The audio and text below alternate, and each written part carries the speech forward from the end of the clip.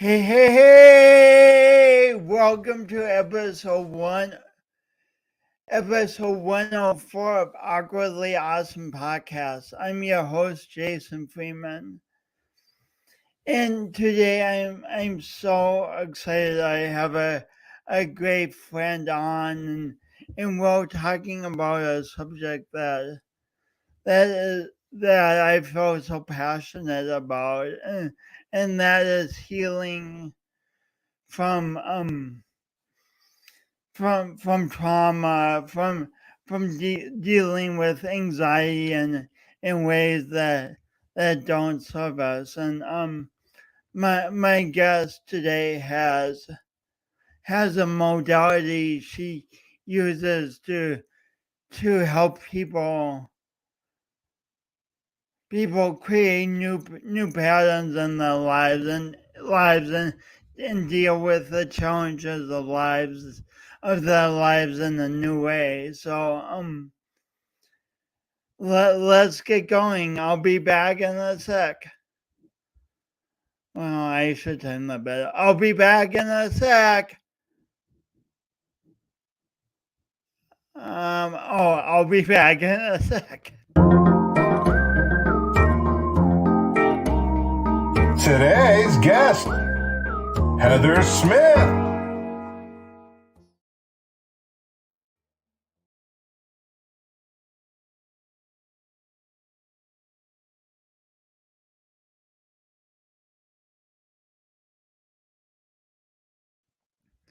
Well, welcome back to Awkwardly Awesome Podcast. I hope that played because I'm having technical difficulties. Anyway, let me tell you about my guest today. According to the nationalcouncil.org, 70% of adults in the U.S. have experienced some type of traumatic event at least once in their life. That's 23.5 million people. That's just amazing, isn't it? And Heather Smith, my guest today. Heather is a trauma-informed, intuitive practitioner who focuses on helping her clients repair the parts of themselves affected in the early development, utilizing the body's own ability to heal in the context of developmental trauma. She facilitates each of her clients as they create a safe and supportive relationship with the whole self. The somatic-based approach to healing is extremely effective at soothing a wild nervous system and lowering stress. In addition to her powerful work, Heather loves being in a She loves being a daughter, painting and creating garden. She loves being a daughter, being a parent, being in a relationship, painting and creating gardens. Please, without further ado, welcome Heather Smith. Hi, Jason. Hi, Hi. Jason. I also want to introduce Fern Hendricks to everyone listening today. Thank you so much. I am a stay-at-home mom. Today, I have a sick kid, so Jason's being gracious to allow us both to talk about developmental trauma. So my 45-year-old self with my 4-year-old, and we'll see what happens. Awkwardly Awesome podcast. It couldn't be more perfect. Thanks for being here, Heather and Fern. How did you get interested in this type of work? Well, I mean, I've been interested in kind of the self-healing, self-help modalities, I would say, throughout like my 30s is kind of when I really started to get into it. And as I was pregnant with Fern, he was about 6 months pregnant, and I was bartending because I had just moved to North Carolina from California. So I just got a job to pay the bills. And I ended up getting, through word of mouth, getting this email from this therapist in Austin, Texas. And I've now been with him as an executive assistant for almost 5 years. Well, I guess, yeah, almost going on 5 years. And Dr.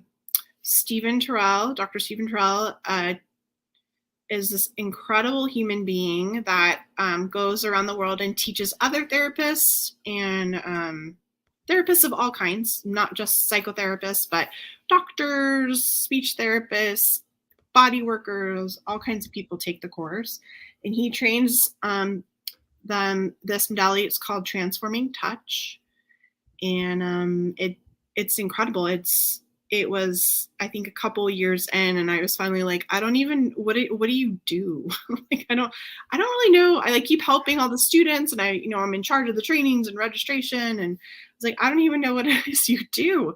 And so I took the course, and it's been magic ever since. So practicing here and there as I, raise this kid at the same time and do various other things, but learning about developmental trauma has personally given me so much insight into who I am as a person, and it kind of answers the why, things happen, and gives you this, it's giving me this ability to just be okay, with everything, because it really takes a lot of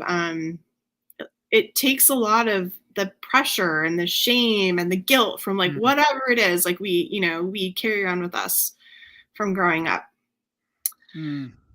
So thank you to Dr. Terrell. One of the things that he says in his training that I always repeat is that everyone that comes to him for help is normal. He doesn't track, and he doesn't give out titles, we'll call them, because everybody in their own life has grown up the way they've grown up, and that is their normal. That is totally normal to them. So I love that concept. Everyone who comes to him is normal. Right. And so it's so individualistic. So you can't just say, oh, you're depressed and you have this and you have that, and give somebody a diagnosis, which I'm not saying isn't important, but that's not the work we're doing. It's that you're showing up exactly who you are and just being accepted exactly where you're at and respected for the life that you've had and the way that you've gotten yourself to where you are, with whatever the circumstances are, from your past. And so the work is to create a new normal. If that's what you're looking for, if you're looking to get past certain things, and it can be whatever, the realm of mental health has many classifications of what we call things. And so it's been a really cool experience to not only just support the work in, the background and making sure that it's being spread throughout the world and people are learning about it, but also implementing it in my own life and being a practitioner and helping other people. So. Wow. There's so much to unpack here. Thank you, Daryl Santel and Bob Donnell, for tuning in. You two are great. And hi. We have someone we both know. Hi, Katie. Really good to see you, Katie. Katie only lives 3.5 hours away from me. Oh, wow. That's cool. I didn't know that.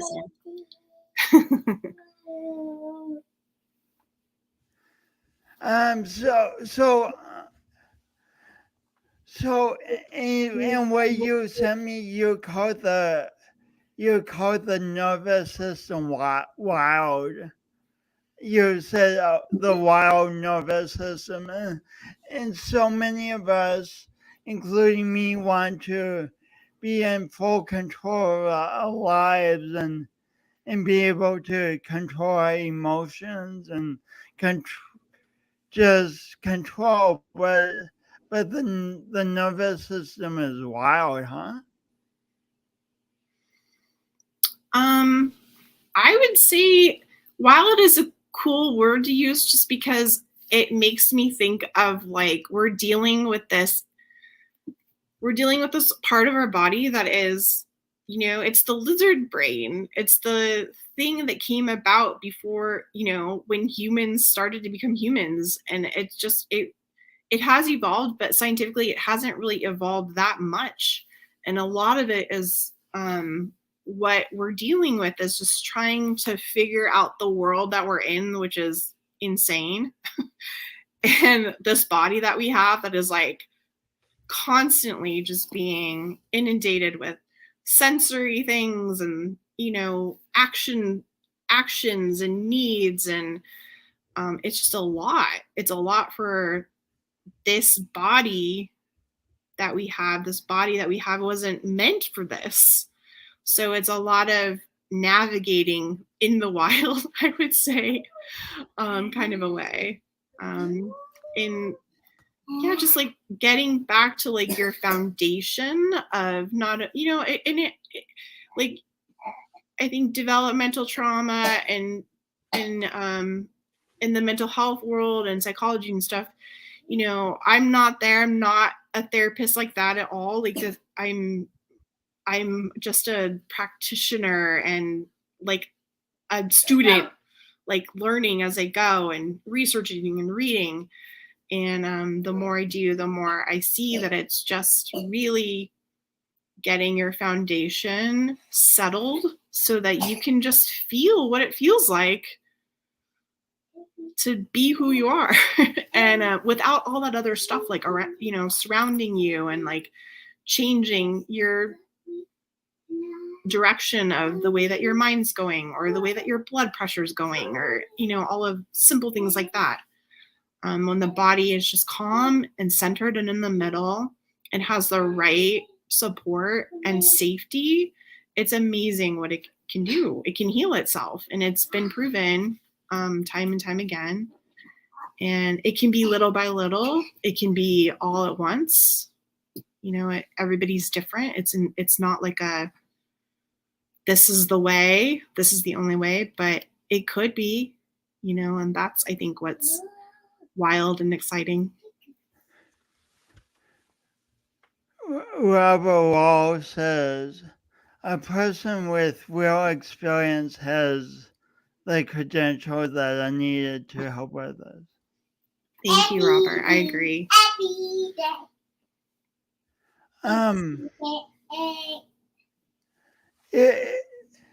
As a human, it can seem overwhelming even to become calm, because I mean we have stuff from the past and to navigate, and then stuff is constantly happening, like small stuff, like I couldn't find my headphones for like 3 minutes, and that triggered me just a tiny bit. Right. And then we of course have a lot of stuff happening, like a pandemic coming out of nowhere and happening. So how does someone become calm and all this that is going on? I don't know. The truest answer. I don't know how we do it. It's I feel like it's absolutely insanity what we're trying to pull off as humanity right now. I don't as I'm sitting here doing a podcast, I have a 4-year-old sitting with her back behind me in a chair, singing and playing on my phone. I mean, it's just like you can't predict what's going to happen in the next, second.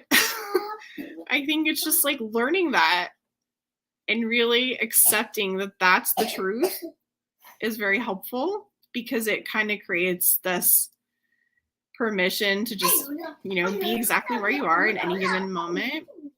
I think the work, the healing work that so many people are doing right now, I think it is a call to the world, and like all kinds of like different aspects, not just trauma or mental health, but healing, generational trauma, all of the political stuff, all of the race stuff, like everything is so potent right now because it's bubbling up, because it's wanting to heal and it's wanting to be released, because it's just been harbored in our society for too long.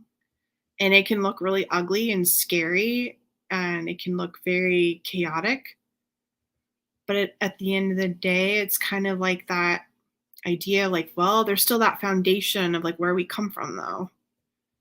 The body knows exactly what to do. Otherwise, how would we be here? So it's like that faith, that trust in that, coupled with, researching and the science behind that backs it up and why things work, can be helpful. I think just it's like that uncovering, that discovering of whatever it is in your personal life that works for you and your family and your body and your community. And you can find that center in the middle, and it's not going to always look calm, but maybe in those moments that we're not calm and we're screaming and crazy, it doesn't take as long to calm down. It could just be so little, something like that can be so life-shifting. You mentioned that the body knows what to do. Right. And it's so poignant that you mentioned that, and you have your 4-year-old daughter sitting behind you. 4 years ago, she wasn't born yet, and now she's sitting behind you singing. Right. The body knows how to create amazing things, and then somehow as we get older, sometimes we get in the way, it seems like, of that natural creative force that has literally birthed us all into this life. Right. So does the treatment or the modality you practice help us get back to the original creative natural energy that brought us to where we are? I believe so. I believe so that in like a lot of ways it does. And I don't even mean in just like my modality of, because there's so many things out there that help people, and people are going to come on your show and talk about, and like, this is the thing that I practice and I heal people with. And there's so many things, and everyone has an individual different experience. But I think it's like that ability to like look inside and ask what it is you need, and just giving yourself that love and support, right, Fernie? That like you need help, and that you don't have to be alone in this. You don't have to feel like crap and feel like be scared and, have emotional breakdowns and bursts alone. Like I think that's what's so beautiful about a lot of these practices, is that you have a person to, hold your hand through it, which science will back up has like 98% to do with it. That ability to feel safe, to feel seen, to feel heard can do everything. I mean, it's really simple, as as I struggle to kind of like define it, because I don't know all the big terms and all the big words. Like I'm not a doctor, I'm not a neurobiologist, but it is like it is really simple. I think having this kid has taught me a lot about that too, because I get to actually see the developmental stages and where we're at, what we can handle, what like it's like this grown-up brain and this little kid brain trying to like understand each other, but you're not anywhere near each other's like ability to process certain things or understanding. So it's like that same idea with like that trauma within yourself.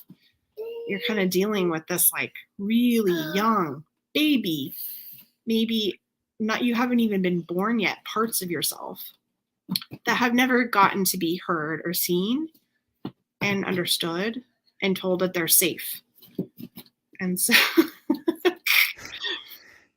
and so sometimes we as humans have the experience of feeling something's wrong with us, like we feel so anxious out of proportion about something, and we just can't figure out why, and you're saying some of that could be stuff that happened before we were even aware that things were happening to us. Yeah, it's like your wiring. And my partner Chris Hendricks, who has cerebral palsy, and that's like a really good way to kind of explain it.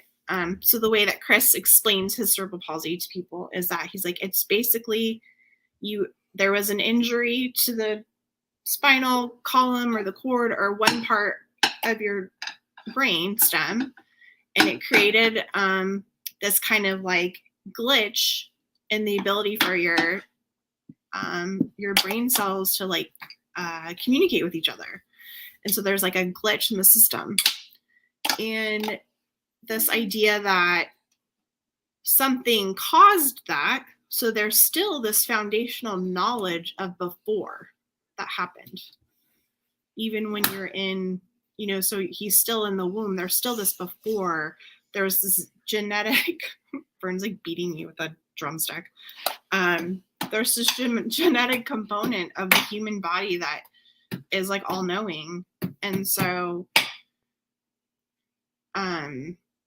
if it's interrupted, it can cause,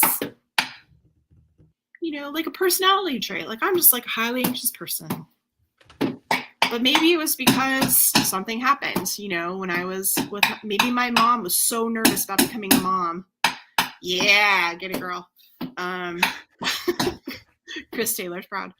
Yeah, like maybe the mom was so nervous and anxious the entire pregnancy. All of her fight or flight was going. And it turned the baby's fight or flight, going. So he came into the world with this like, like what is going on? And then that kind of just becomes like this person's overarching, personality trait. When really it's just the autonomic nervous system just needs to be reminded that it's okay. So, okay, hey, stop. We can't hear when you're hitting so hard. Anyway. So the neat thing about the modality you're working with. You're a yoga practitioner. So I think a lot of, you're with yoga, you're doing a lot of this work, especially when if you're practicing in community, if you're doing asana work in community, it's like similar benefits, like you're moving your body, energy is flowing, there's people around you kind of like supporting that. The teacher is like a sense of safety. And maybe it's a place, it's like a class you go to continuously, that person is kind of become like you become detached to that person as like a sense of support and safety. And so as you're going through these movements in asana, it's like just like any tool or skill, like doing it over and over and over again. And there's all of these biomechanical workings of why you start to feel better. Like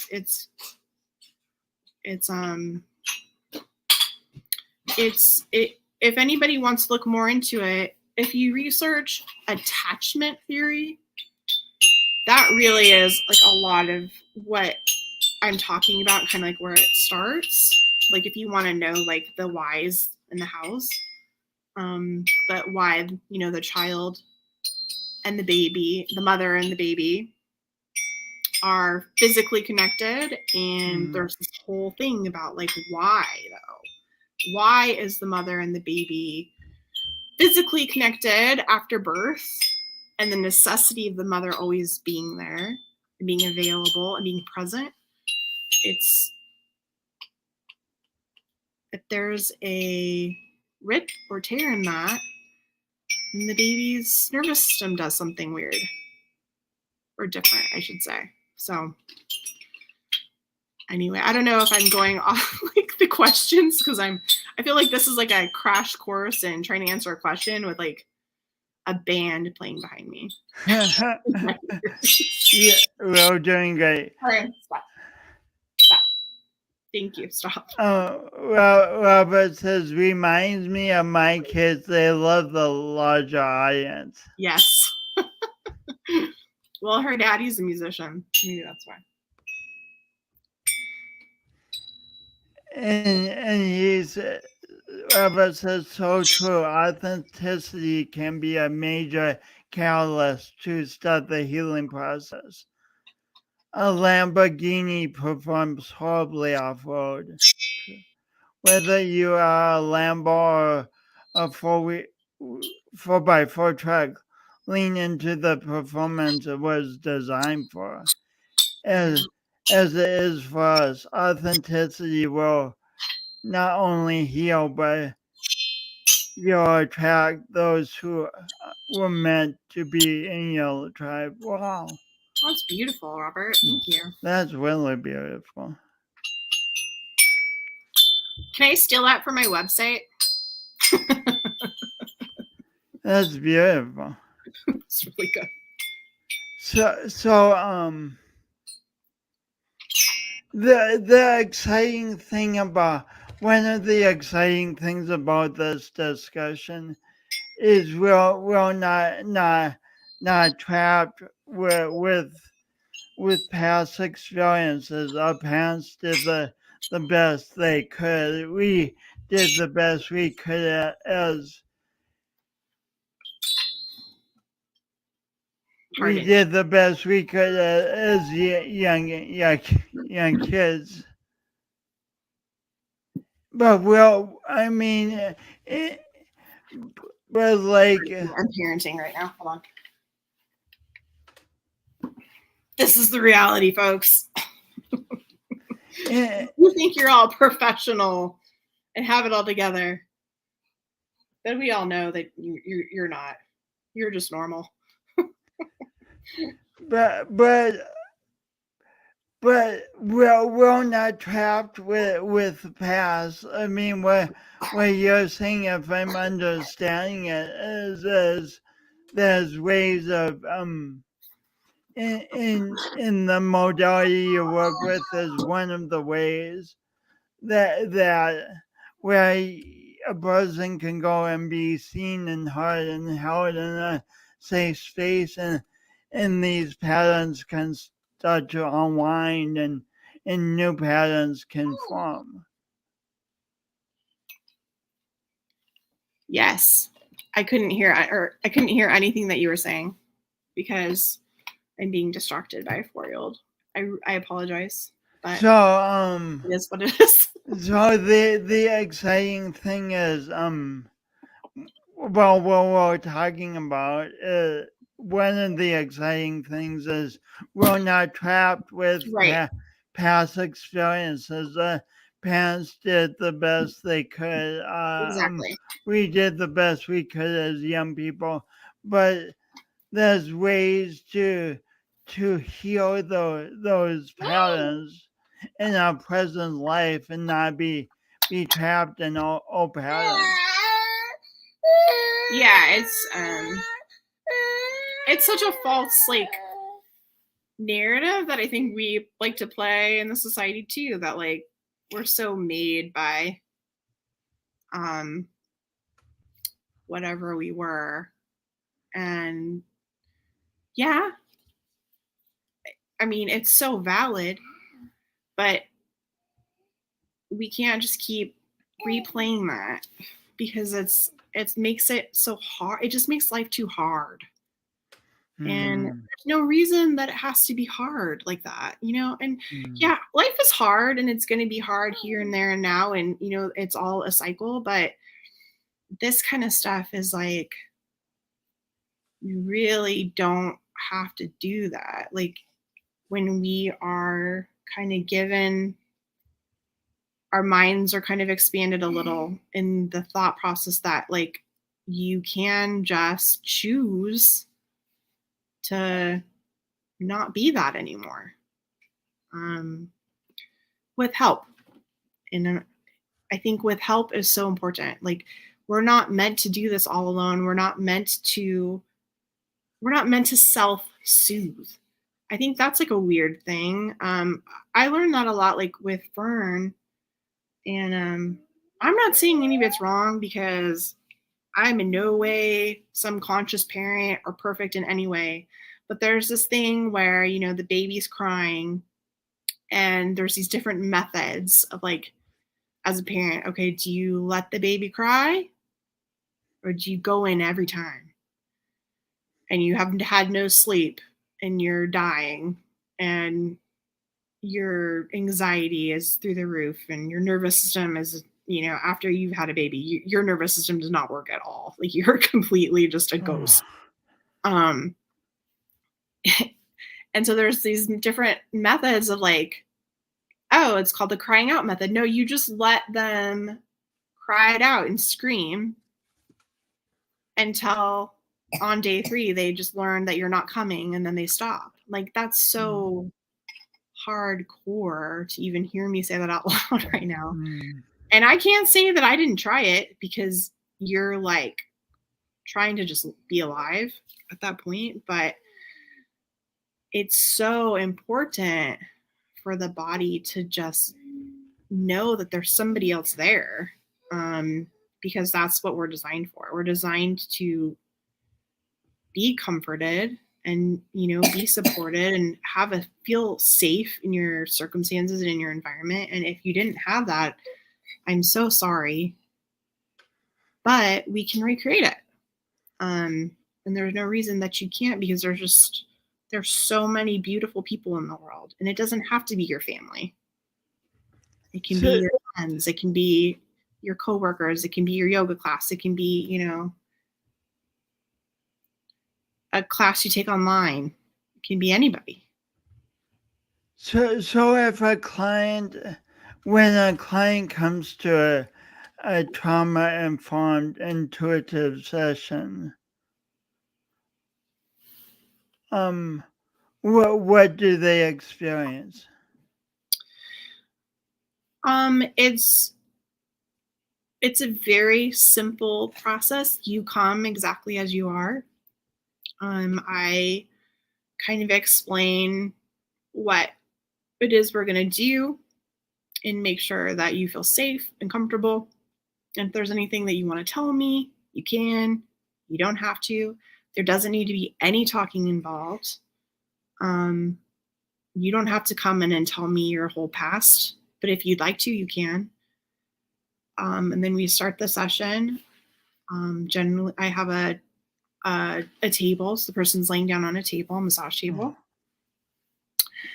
And we just kind of start with like an intention of preparing the body. And then I move around to different parts of the body that are correlated with the nervous system. So I'm working directly with parts of your nervous system, primarily the adrenal glands and the brainstem. And we're really just like giving them some attention and some space to either turn on or regulate or relax, and the body kind of just takes it from there. Why are the adrenal glands and the brainstem important? The well, that's all of the framework for the autonomic nervous system is all happening within those body parts. So we're getting the nervous system back online and just trying to take the time that I'm spending with the person to alleviate. They call it allostatic load, which is like all these different like definitions of like stress, that's created on the body, and just giving it some time to kind of just be in a place that it can do what it needs to do. And then I'm, as a practitioner, kind of informing the body to kind of take specific intention on these areas. Are you offering physical touch? I am, yeah. It's a very light physical touch, fully clothed. It's not massage. It's not a body work modality. But yes, I'm. If it's okay with the client, because sometimes it's not okay yet. If it's okay, then it is a light touch, which is beautiful, and it feels really good and safe when you're in that space with the right person, with the right, I think, healer. It can also be done over Zoom, which we learned during the pandemic. We kind of had to do a shift because it's like, dude, we do all these trainings where we're like touching everyone, like, all together. Like, what are we gonna do? And so Steve changed it and tweaked it, and was so confident in this, modality and of transforming touch that it's very potent online. It's like it's almost like it's just the other person's presence. Like that you're just paying attention to what they need in that moment and being there, being available. So. What do clients report happening in the days after they have a session? It's different for everyone. Some people can feel a sense of like more energy, just feeling very relaxed. Other people can feel ill, like it can, trigger things, and things are coming up, which causes a little more stress. And it's one of those things where that's actually good. It's showing that things are, kind of working themselves out, and that we're going into the right direction.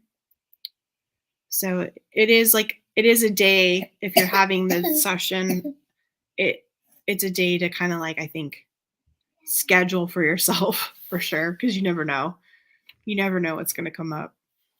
So, and then after the session, we just give each person a couple minutes to relax, and it's called healing silence, and it's just like allowing the work to kind of titrate and do it. When you say the work to kind of titrate, what do you mean?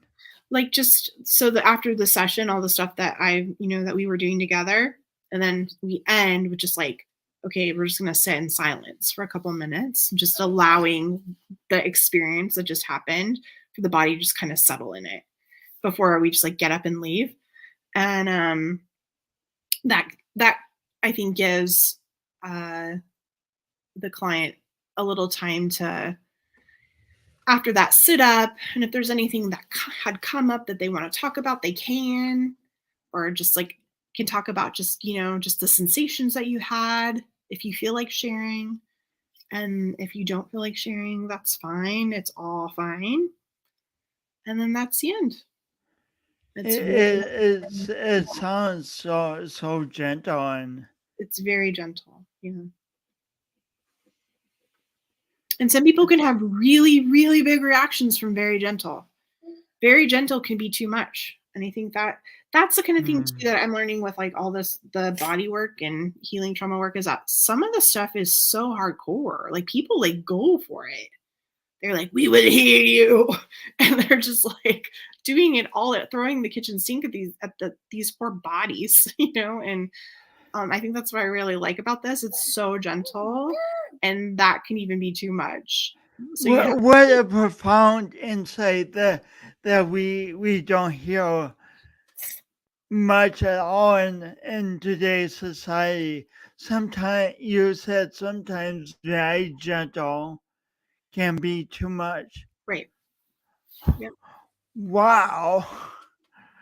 That's just amazing to think about, and a kind of a way to give ourselves a break sometimes if Totally. we give ourselves permission to from very gentle to sometimes be too much, and not think we just have to soldier through it. And Right.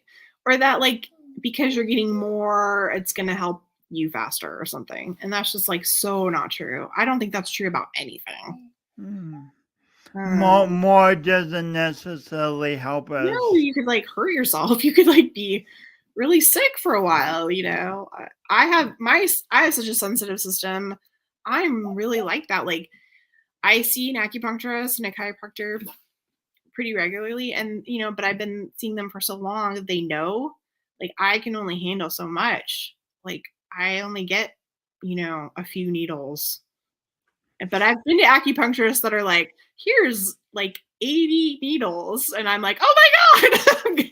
I'm like dead for like the whole next day. I can't even function.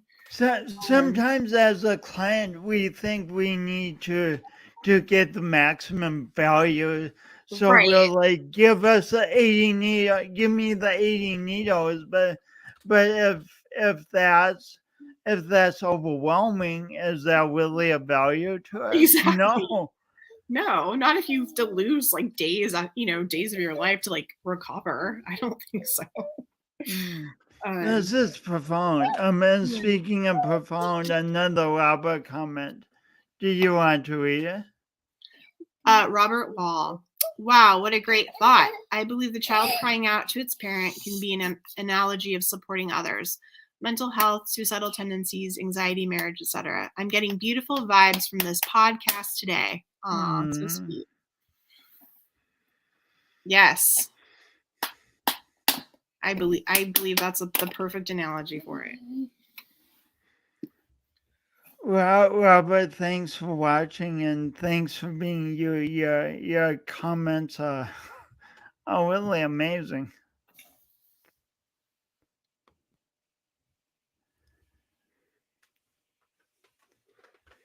And Heather, speaking of like, so you're not just a practitioner of this modality and helping spread it around the world. What was that directly behind you? Oh, did I sit here on purpose? Maybe. You might have. It's beautiful. Thank you. That's actually it's a pretty old piece. I think it's from 2008. It was my graduation thesis from paintings from a painting degree in college. Oh wow. Yeah. So I'm a So painter, an artist as well. And I just got back actually. It's been on hiatus since I've had the kid, for sure. But I just got back from a 10-day beautiful trip in Ireland in the county of Mayo. And I actually reconnected with my painting professor from college who was teaching a course. no way, I didn't know that. Yeah, so I was there painting the entire time. Like 8 hours a day. So for 4 years you've had a sabbatical from painting. What did it feel like to get back into it? I just feel like myself again. I feel unbelievable. I Hmm. I can't believe how much I love to paint. I mean, it's one of those things that like you look at the paint and like the stuff that you're using because I don't know, I think maybe too much about stuff and analyze, but like I'll just like look at it, I'll be like, it's really not anything special. It's just paint. It's just a paintbrush. It's just a pencil. And I don't really know what I'm doing. And then you just do this thing, and it's so fulfilling and so satisfying.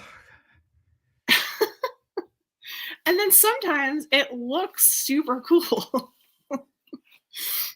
So it sounds like a perfect metaphor for the healing sessions you're describing. They sound so simple, like right. painting with just a canvas, paint, brush, but what can be created within that simplicity can be profound. Right.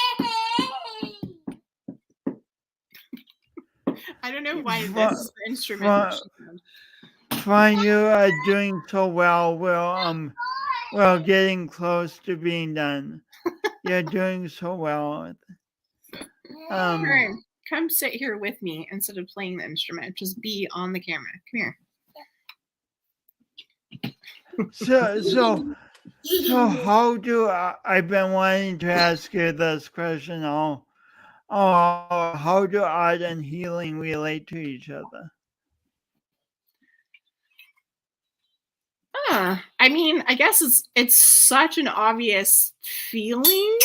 Like when you say that together, it's almost like so easy that I can't even like talk about it. I guess because it's all coming from the same place. Like it's the place that creation comes from, is the foundation of of who we really are and our true authentic selves, and that's where healing comes from. I guess it's like, does that seem true?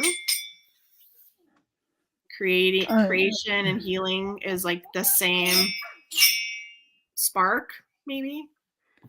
Creation and healing are the same spark. Yeah. So what would you say to someone who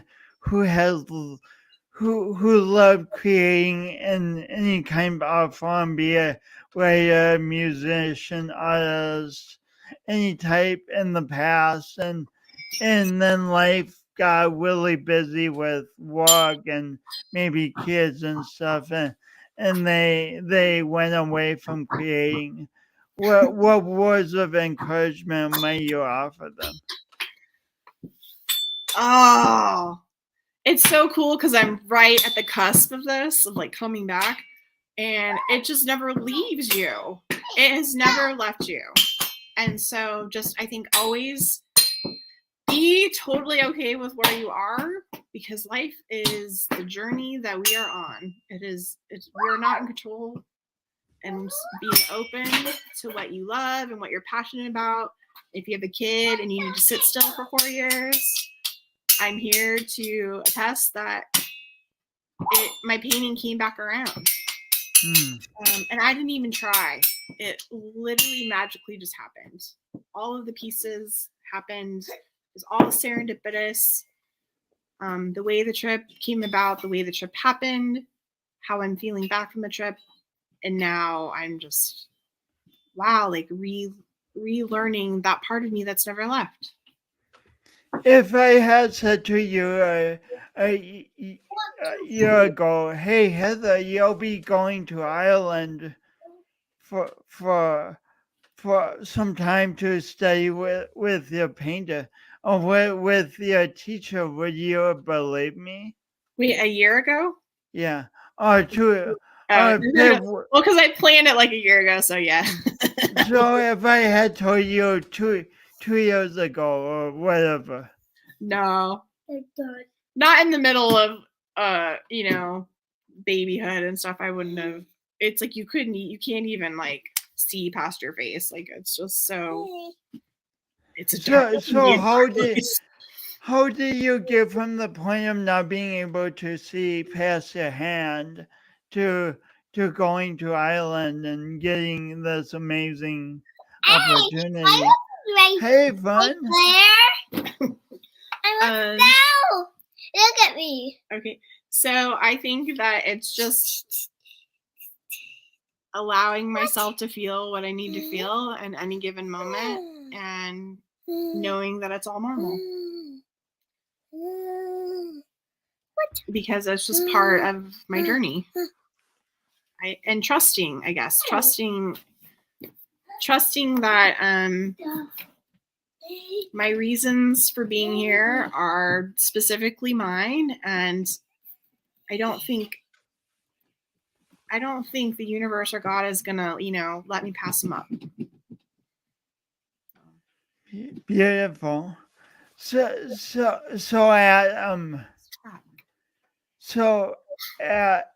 in the work I do, in the work your friend, our friend Chris Taylor does, we talk a lot about.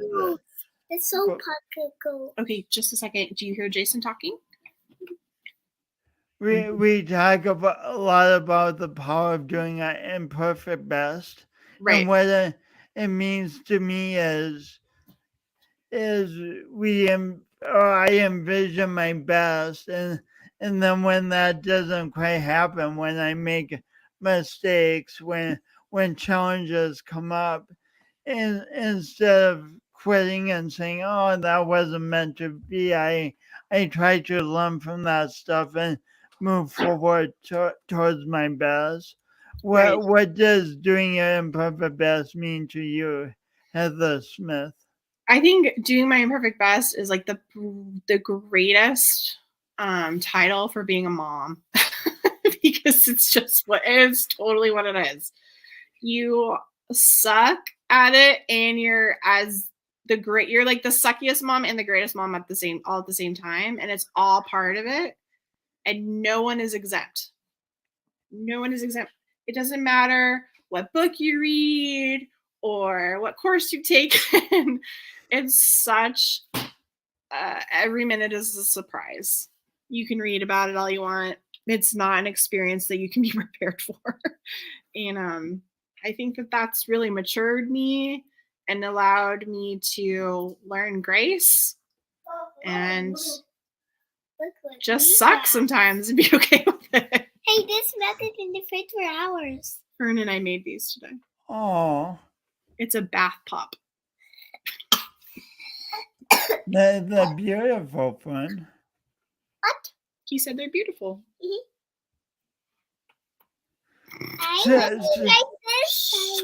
So for a single person like me, what thoughts do you have about having a partner and having a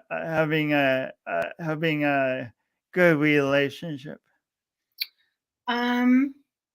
I'm in a relationship, and I love being in a relationship. I loved when I wasn't in a relationship, and I think it's just that same thing. It's like we just have to be like okay with what it is. I mean, we can't not love ourselves because we're not in a relationship or because we are, like it's just being okay with where you're at. And if you want something different, knowing that you can make that happen.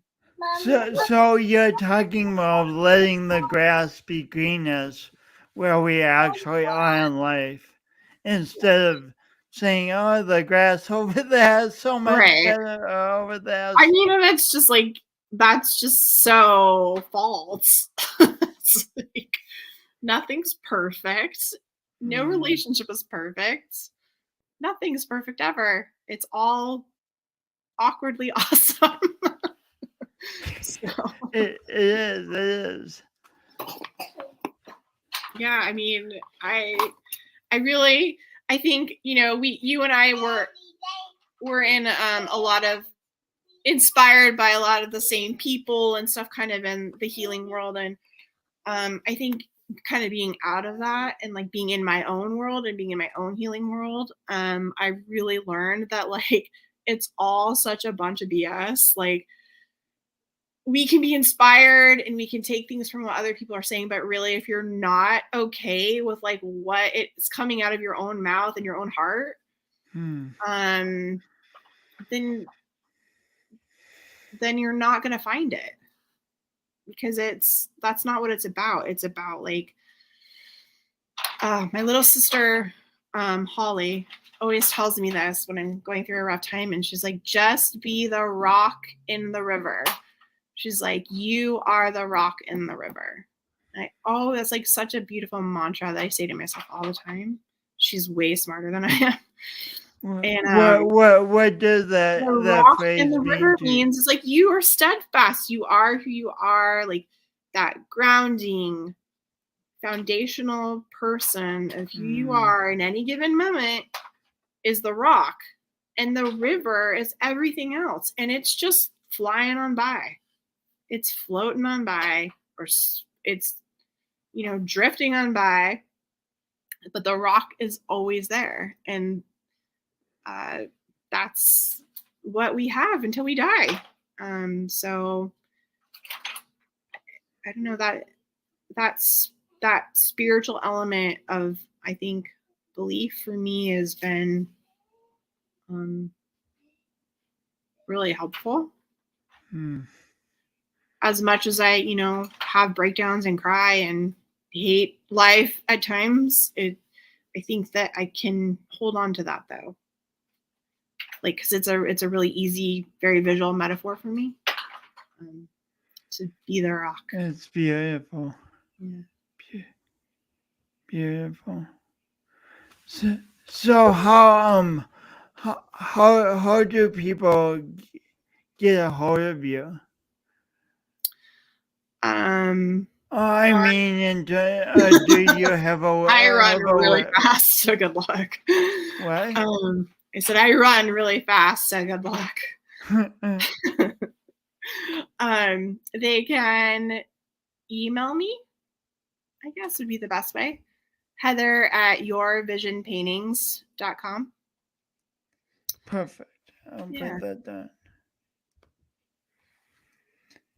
Any last reflections that you want to share? I am so glad that we did this and that you asked me, and it feels like too much time has gone by to get to chat with you. And hopefully we can do it again soon. Talk swap. Talk swap. Thanks so much, my friend, for being on the journey you're on, and for helping others become more comfortable and confident in their own journey. Well, thank you. Is that right? Yeah, you got it right. Cool. Well, it was perfect.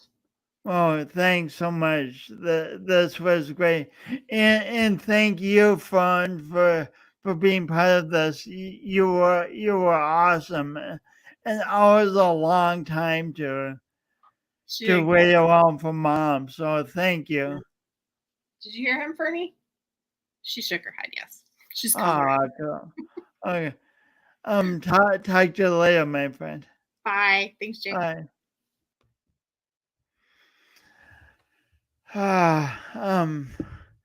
It's just so nice to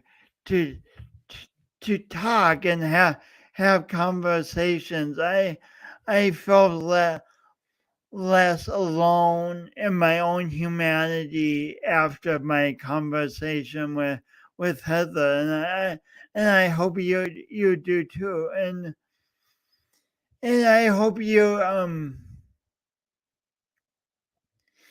keep searching for the things that help you grow and help you feel better and help you feel more like you want to. Thanks for being you. Next week, I think, if I say I think enough, I can kill time and actually know. So next week, Chris Taylor, and who I work with, and I will be on talking about